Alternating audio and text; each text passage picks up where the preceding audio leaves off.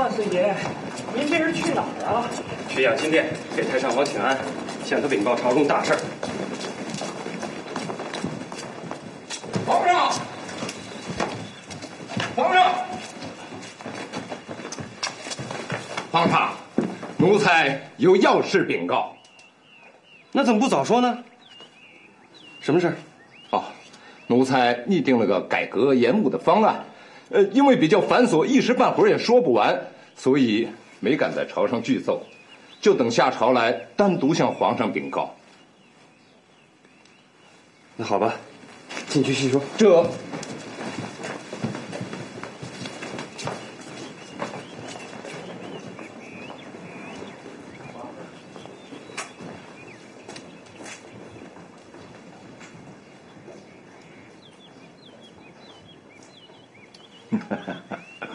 鄂总管，您这是？大人，我这不是太上皇叫我来看看四皇帝处理朝政的情况如何吗？太巧了，我也想去觐见太上皇。哦，请一起走。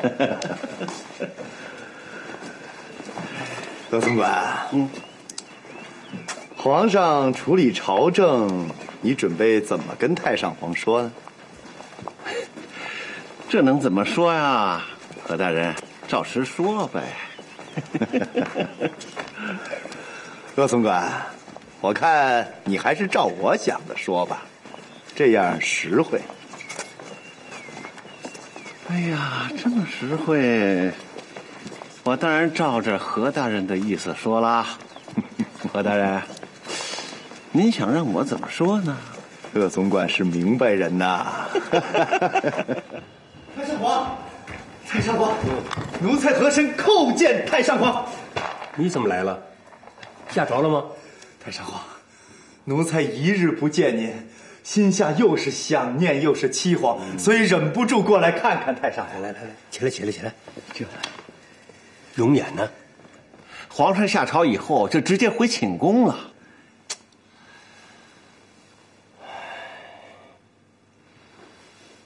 今天在朝堂之上，永琰还能应付得过来吧？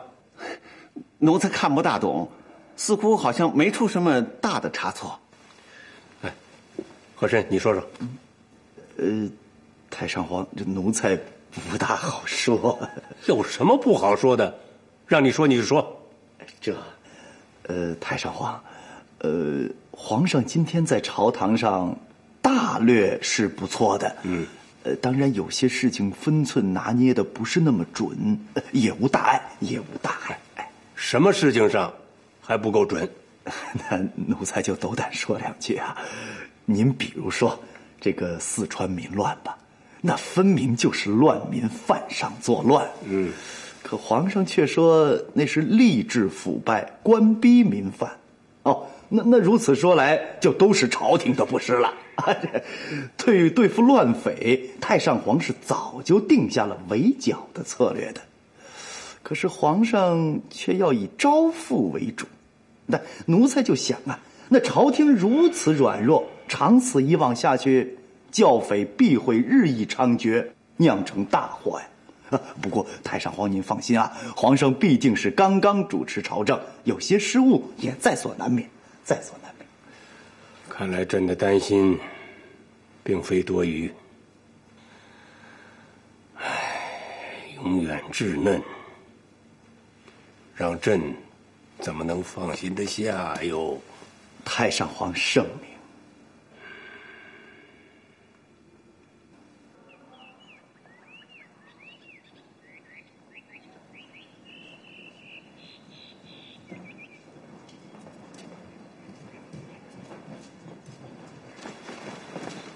主子，都近50了，您现在才去请安，那太上皇会不会生气呀？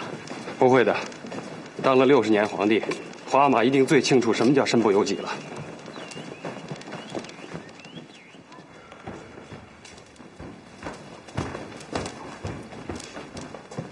儿臣叩见父皇，给父皇请安。都什么时候了，还请安？请父皇恕罪。下朝以后，儿臣本想立刻过来请安，却又被政务缠住。政务缠身，身不由己。朕当了60年的皇帝，什么不明白？别找借口了。儿臣知罪了，请父皇恕罪。啊，起来吧，起来吧。不说这些了，你说说四川乱匪因何而起？你准备如何去平息？回禀父皇，儿臣以为民乱起因虽有匪首蛊惑人心一端，但地方吏治败坏、官逼民反也是一端，所以民乱才会迅速蔓延。若要制止蔓延之势，须在围剿之时辅以招抚之策，方能收到釜底抽薪、事半功倍之效。父王3年不改其志，方为孝。你这头一天当皇上，就改变朕的大政方针，可真够孝的啊！儿臣知罪了，请父皇训示。若不能对乱匪施以兵威，乱匪必然以为朝廷软弱，就会日益猖獗，酿成大乱。所以要用重兵予以剿灭，这个方略不能改变。儿臣遵旨。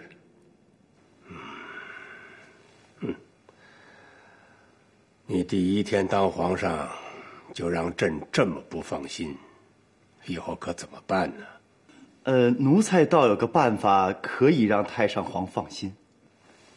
什么法子？奴才的方法就是，今后文武百官上奏折，让他们一式2份，一份呈太上皇，另一份呈皇上。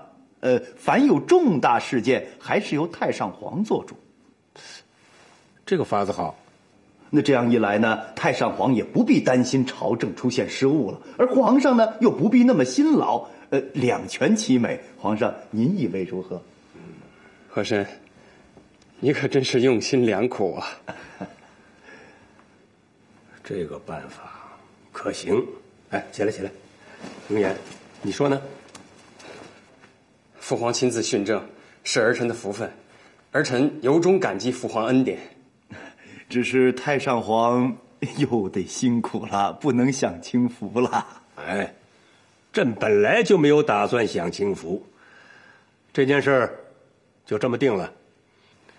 以后文武百官上奏折一式2份，朕看1份，你看1份。如果你遇到为难之事，由朕来帮你解决。谢父皇。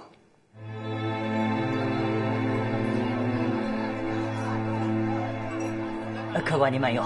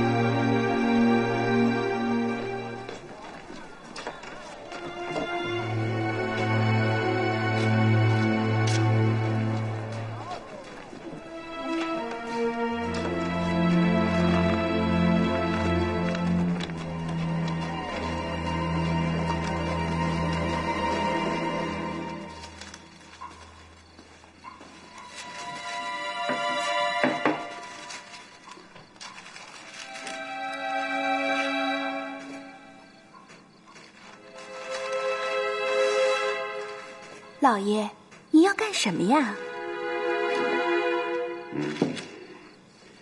我要把今天的事再给何大人记上一笔。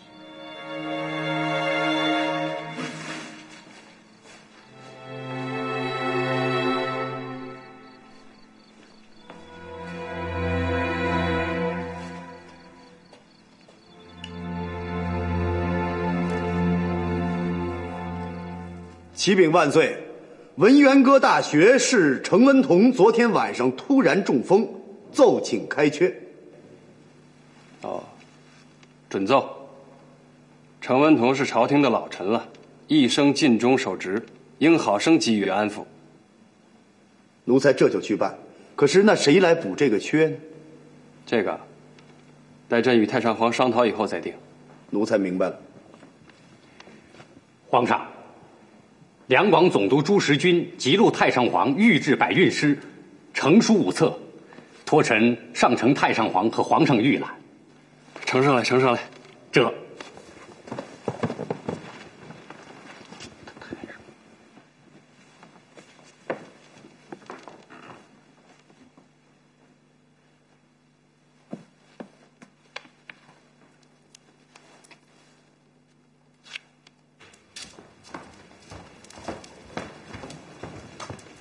儿臣叩见父皇。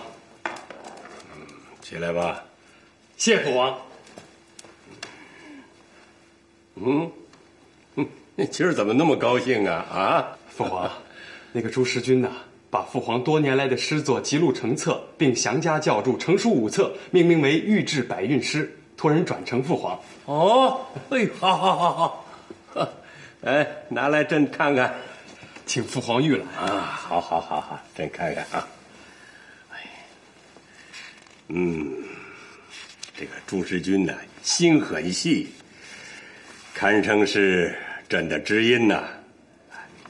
满朝臣子当中，只有朱时均一人能跟朕谈诗啊。由此可见，朱时均对朝廷一片忠心，这样的人才可堪大用啊。是啊。父皇，今天文渊阁大学士程文同因中风开缺，是不是就调朱时均回京来补这个缺？好，就让他来补这个缺吧。那儿臣就让军机处拟旨，即调朱时均回京出任文渊阁大学士。就这样办吧。哎，你看这个朕的诗啊，朱时均他解的是最透彻。等朱时均回京以后啊，便可与父皇唱和往来，到时候父皇肯定能做出更多的好诗来。啊，那是自然。哎，你看没有？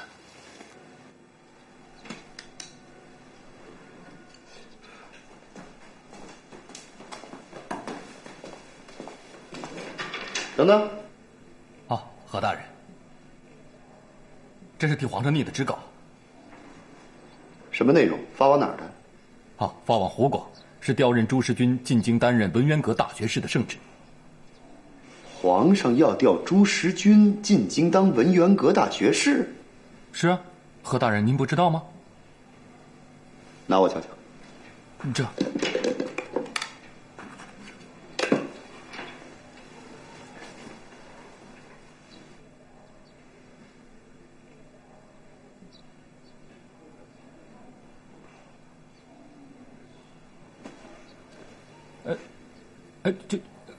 何大人，皇上等着看着旨稿呢。你不用管了，等我觐见完太上皇之后再做决断吧。这。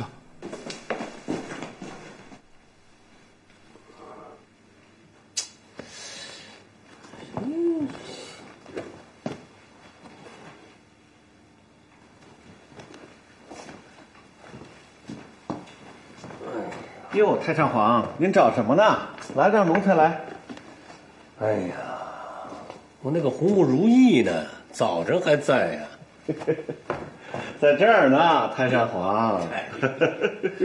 那早晨用完了以后，不是您自己个儿放在这儿了吗？啊，怎么背上又痒痒了，还不舒服？让奴才来。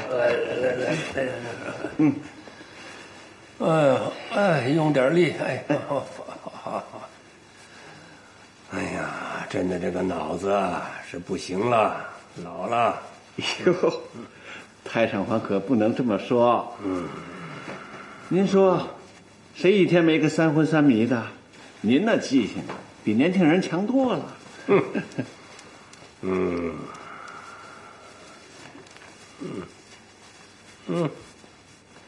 舒服。好。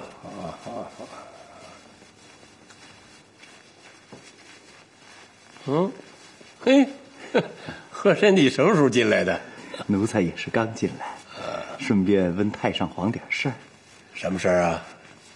太上皇，皇上要把朱时均调进京城，出任文渊阁大学士，这事儿您听说了吗？什么？朕不知道啊。你看，这么重要的事儿，皇上怎么能瞒着太上皇呢？奴才是说呀，这个朱师君要是真当了文渊阁大学士，再入了军机，那他们师徒二人在朝堂上这一唱一和的，那今后谁还听太上皇的话呀？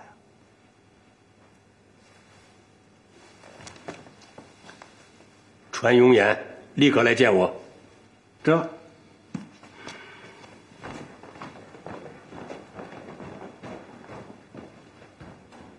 皇上驾到！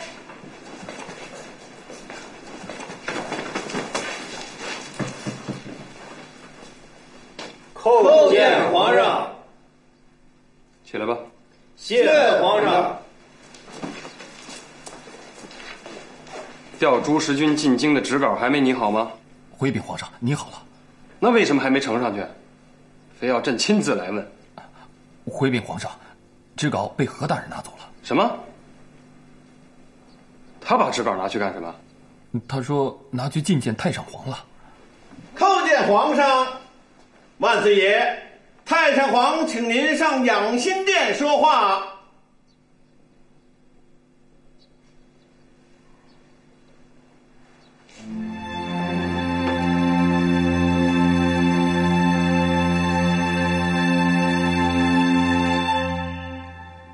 永琰，朱时军进京入阁拜相，这么重大的事情，怎么不跟朕商量商量啊？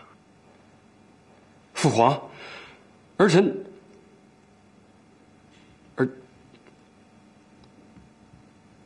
知错了。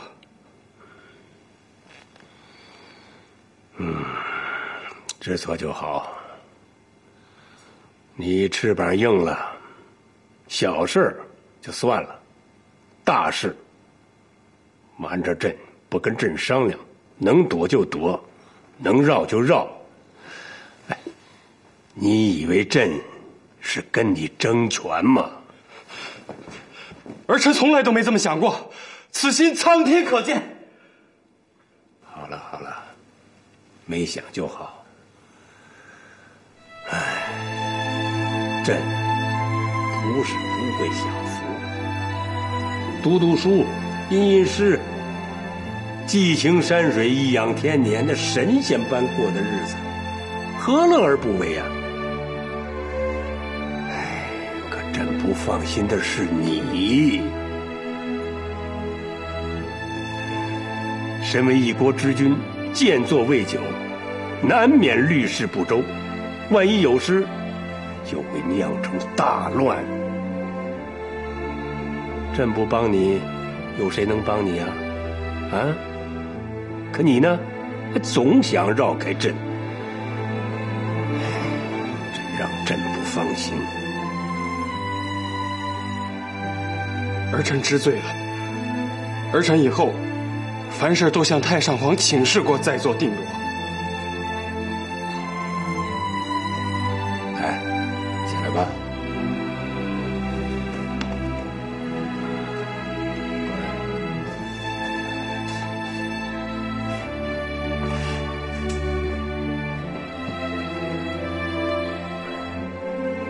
罗德里，奴才在。哎，朕的那哪儿去了？哦，在这儿呢，太上皇。我来。哎呀，朕的这个记性啊，自己放的，找不着了。哦，哎呀，太上皇，您可别这么说啊。几十年前的事儿，您记得都真真的。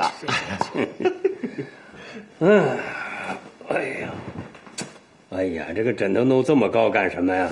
有本书哦，您看看，这是朱时军送给朕的御制百韵诗嘛。哎，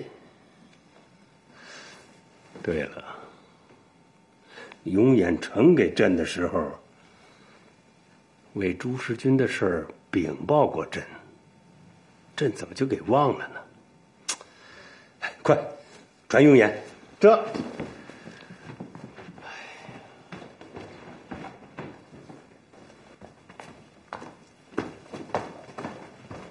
太上皇，皇上到。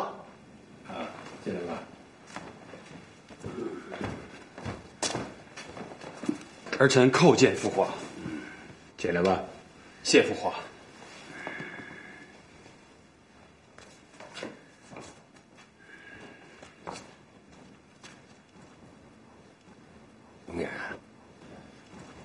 朕见到了这本《御制百运诗》，才想起来，任命朱时军一事，你向朕请示过，是朕自己忘了。哎，真是难为你了。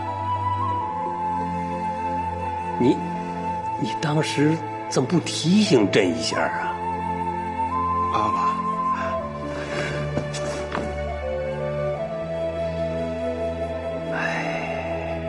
真是老了，糊涂了，记性也不行了。起来。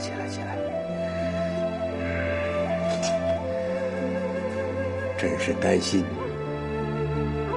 朕越来越糊涂，有人利用朕的糊涂乱政，那还得了？你记住，如果有一天朕真的糊涂了，你就不要再听朕的话了。啊，父皇。儿臣最大的愿望，就是对父皇尽孝。无论如何，儿臣也绝不做任何违拗忤逆之事。朕知道，劝不过你。趁着朕现在还明白，就早做安排。这个和珅，他不是总想玩花招吗？朕就给他玩个绝的，让他8辈子都记着。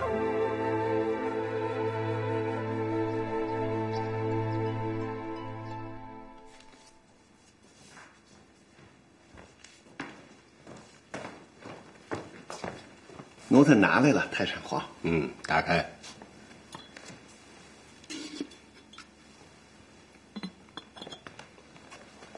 一会儿把它封好，放在桌子上。太上皇，您这画的是符吧？啊，一会儿和珅来了，你就知道了。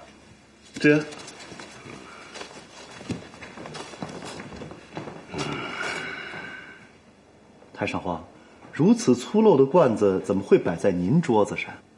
啊，这里边放着一件对你来说非常重要的东西。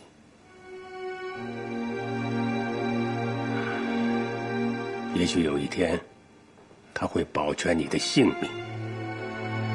太上皇，那奴才想知道这里边装的是什么东西？这里边是朕专为你写的恩诏。太上皇，可是奴才愚钝，奴才还是不明白太上皇是什么意思。朕心里明白，满朝文武之中，对朕最忠心的，就是你和珅了。所以，朕想让你有一个善终。等朕宾天之后，你若有什么劫难，此诏可保无虞。太上皇，奴才感激太上皇的恩典，奴才愿生生世世为太上皇效犬马之劳。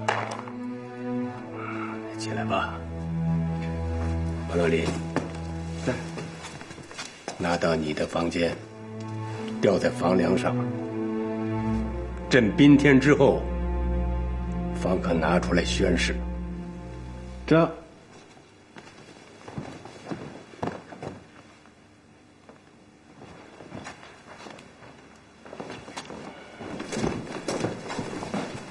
您看。好。那总管，您也知道此物对和珅的重要，那何某就多多拜托您了啊。何大人就放心吧。哎，鄂总管，想必这里边装的就是您的命根子吧？正是啊。您也知道，这将来下葬的时候，葬在一起，也算是全乎人了。是。哎呀，何大人啊，您说太上皇把您这恩诏也挂在这儿，这究竟是怎么意思？鄂总管，这里边装的是您的命根子，这恩诏就是太上皇赏给奴才我的命根子呀，所以也要挂在这儿，不是吗？啊！多多拜托，多多拜托。好。慢走去了啊，慢走。来。好，3位。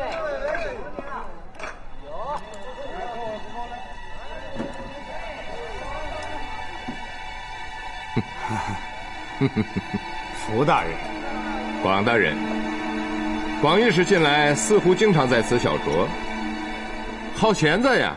哈，这世上事情做不完，算是偷得浮生半日闲吧。请坐，你我同饮一杯。小二，再上一只酒杯。不必了，福某今天无此雅兴。那下官就不勉强福大人了。不过何大人倒是很乐意跟广大人喝几杯，我就是替何大人专程来请您的。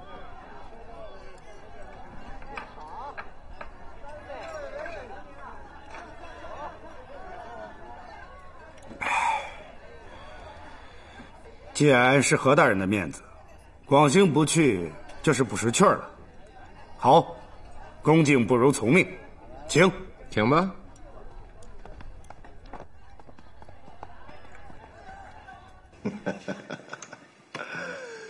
广御史啊，才干出众，少年有为呀！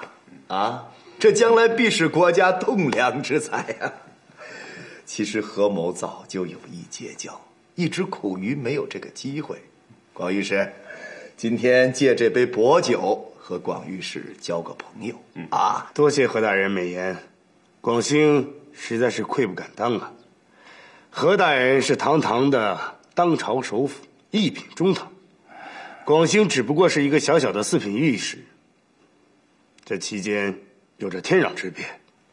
就算是何大人不嫌弃，广兴也不敢高攀啊。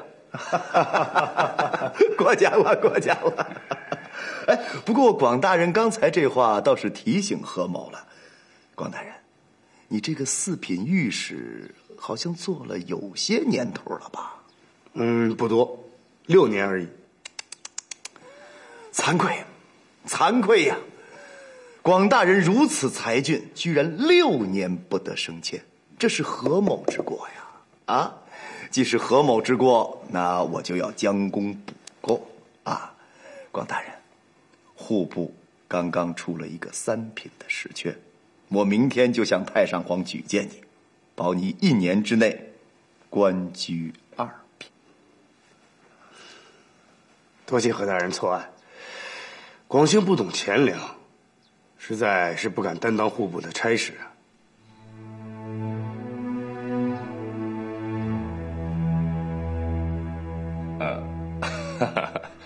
广大人的府上还是在小半截胡同？正是。啊，吴某几年前去过，隐约记得房子有些破旧，地方也不太宽敞。那怎么能行啊？广御史不该再屈居那种地方啊！是啊，广御史，您应该另择吉地，再造新府啊！多谢傅大人、吴大人挂念，不过广兴还暂时无此打算。广大人不要难为情嘛，谁不想住上好房子？广大人难处我知道，不就是百家姓少了第2个字，缺钱吗？这好办。广御史，这儿5万两的银票，足够您建造一处豪宅了，请笑纳啊！多谢傅大人美意，广兴曾听一位得道的高人讲过，接受命中本无的非分之财，会折阳寿的。广兴自知命薄，实在是不敢愧受啊。广御史，请不要见外，就收下来。请勿强人所难。算了，福大人，难道你真看不出来吗？广大人是铁了心不与咱们结交了。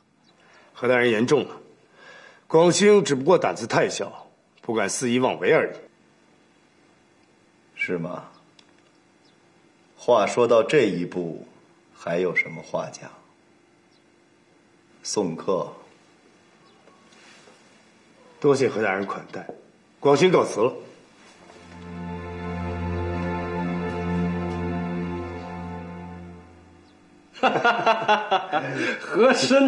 和珅居然想打你的主意，他真是打错了算盘。他看错人了，奴才怎么会与他同流合污呢？广兴啊，能得到你这样的忠臣，是朕的造化。皇上，在世为人，能侍奉您这样的明君，更是奴才3世修来的福分。快起来，快起来，快起来！谢皇上。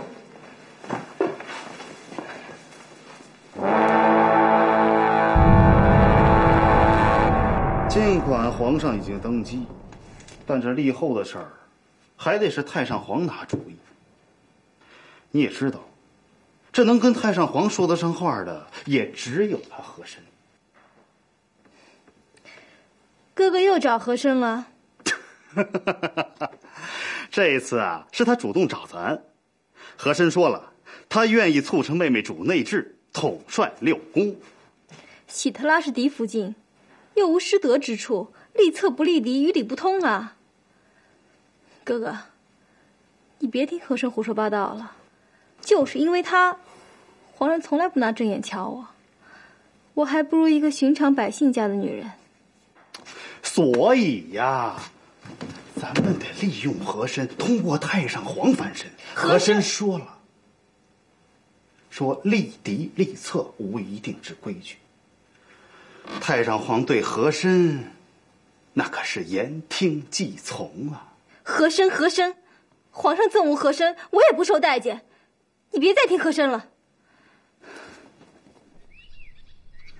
立后一事嘛，太上皇还在犹豫。你也知道，在太上皇面前，何某还是说得上几句话的啊。哎，侧福晋那边怎么样了？哦，侧福晋嘛，当然高兴，高兴。不过就看何大人肯不肯鼎力相助啊。哎，你这叫什么话呀？我是一定会在太上皇面前替他美言几句的。哎呦，那我就带侧福晋先谢谢何中堂了。哎，不必客气，走。哎，我倒突然想起件事情来，好像是府上有一幅吴道子的仕女图真迹，是吧？大人好记性，确实有此事。不过那幅画侧福晋也很钟爱，带进了宫里，现在就挂在他的寝宫里面。哦，那真是幅难得的珍品呐，让人过目不忘。珍品呐！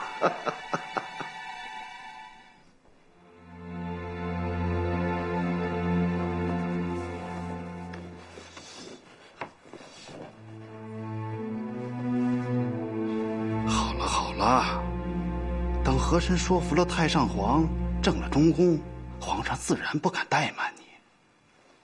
你是说，逼皇上接受太上皇的敕谕？对，这就是唯一的办法，要不然我才不听和珅的那套说辞。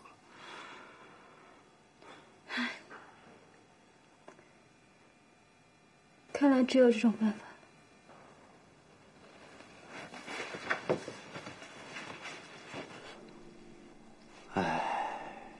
真是好画啊，珍品。难得的好画啊。和珅呐，过些天就要给永琰立后了。你看，西塔腊氏和钮钴禄氏两个人中间，谁能统领六宫啊？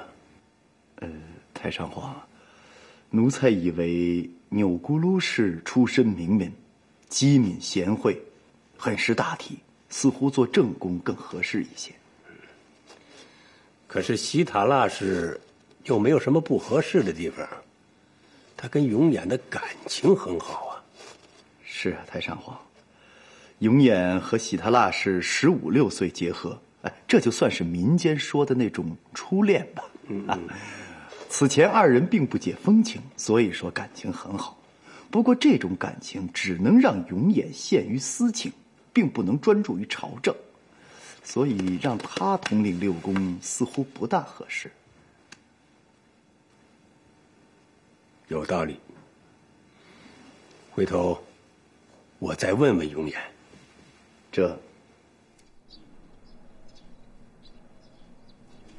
父皇的意思是立侧福晋为皇后。钮钴禄氏出身名门，又识大体，似乎做正宫更合适一些。不过朕还是想听听你的想法。父皇，儿臣从小和西塔腊氏一起长大，相处融洽，情分也很深。情分？你以为做君主的能讲儿女私情吗？君主的婚姻说白了就是朝政。你首先要考虑的是拉住哪一股势力，而这股势力对稳定整个政局起的作用重要不重要？现在看来，钮钴禄氏背后的势力似乎更重一些。可西塔腊氏端庄贤良，并无失德之处，儿臣实在不忍伤他的心。永琰啊，你如果太顾及儿女私情的话，在决断大事的时候就会有所偏移，这是大忌。你的弱点呢，就是多情。如此说来，立钮钴禄氏为正宫似乎更好一些，因为你跟他情分浅，这样你就会更注重于朝政，做决断的时候就可以明智果断。儿臣遵命。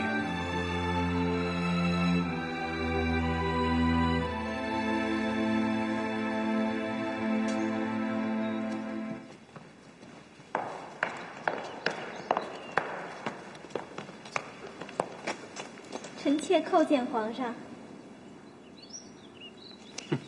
皇上，臣妾这又是做错了什么？你心里明白。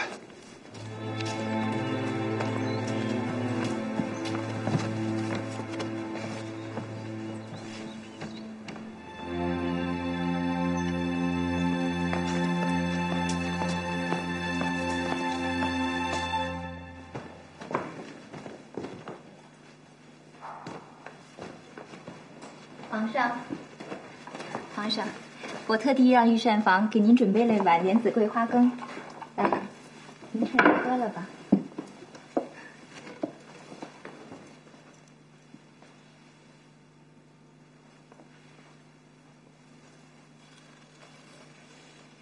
皇上，您今天遇到什么不顺心的事儿了？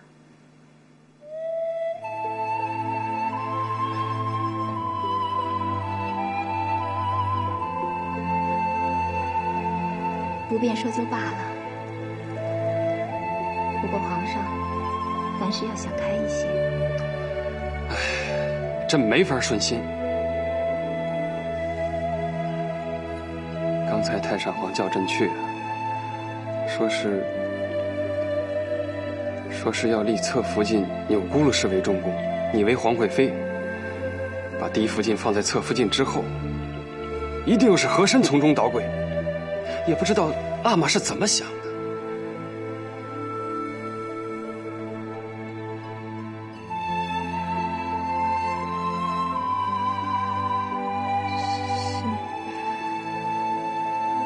太上皇征求皇上的意见，还是已经决定了？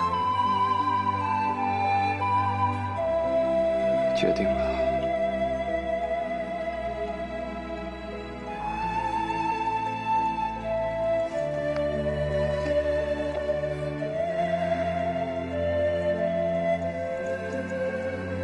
皇上，你也别气了。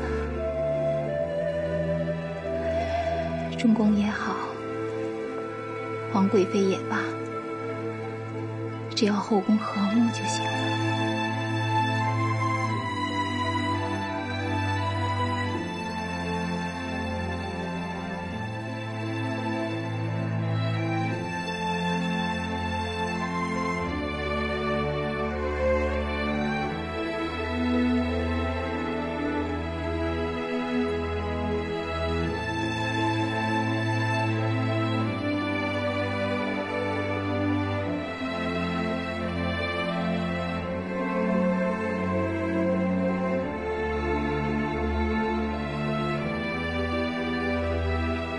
和珅的手伸的是越来越长了，居然胆敢插手后宫册封。皇上不必烦恼，依我看，此事全在太上皇一念之间，还未成定局，挽回的余地还是有的。那你有什么主意？